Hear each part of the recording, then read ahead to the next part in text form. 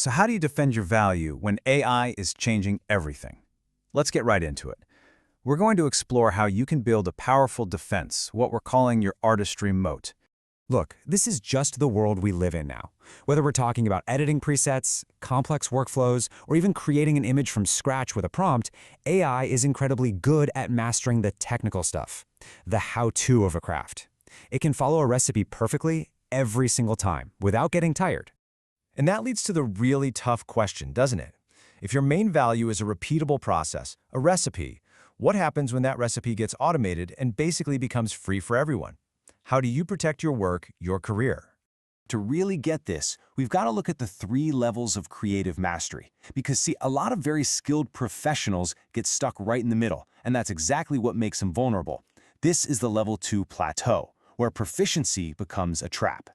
Okay, so let's break it down. Level 1 is literacy. You know what the buttons do, you know the basic tools. Level 2 is proficiency. This is where you've mastered the workflows, the presets, you know all the jargon. You're efficient, you're consistent, and your business probably depends on this. But here's the catch. This is the danger zone. Real long-term safety, that's at level 3, artistry. And that's all about understanding the why behind the how. Think about it like this. Staying at level 2 makes you an operator. You're following recipes, you're producing really good, but ultimately commodity work. And that means you're replaceable by technology. The goal is to become an author. An author explores intent, they create a signature style, they're future-proof. So how do you actually build this defense? This artistry moat the technology can't just cross. You do it by shifting your focus away from the tools of the moment and onto the timeless first principles of your craft. We're talking about the deep, unchanging constants: light, shadow, composition, emotional connection. These things were true long before your camera or your software existed, and they'll be true long after. And this is everything. While AI can master the technical how, it cannot replicate the human why. Your intent, your unique point of view, your personal reason for making something. That's the one thing that can't be turned into code. That is your moat. Okay, if moving up to artistry is the clear answer, why are so many of us stuck back on that level 2 plateau? Well, the reason is rooted in a huge difference between how we learn as grown-ups versus how we learned as kids. As adults, we build what's called a safety net. We have a really high ego cost. We're terrified of failing, of looking like we don't know what we're doing. So we cling to strict rules and proven workflows because they give us a predictable result. But children, they learn in a sandbox. Their ego cost is super low. They're driven by fearless exploration and pure curiosity. They're not afraid to try something weird and see what happens.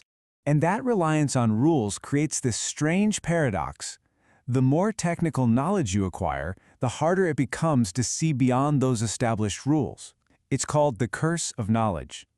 Our own hard-won expertise can literally blind us to new creative ideas. So how do you break out of that trap? The solution is purposeful unlearning. It means you have to intentionally, consciously, set aside the jargon, the recipes, the workflows you rely on, and try to reclaim that child's eye view to see your craft with fresh eyes again.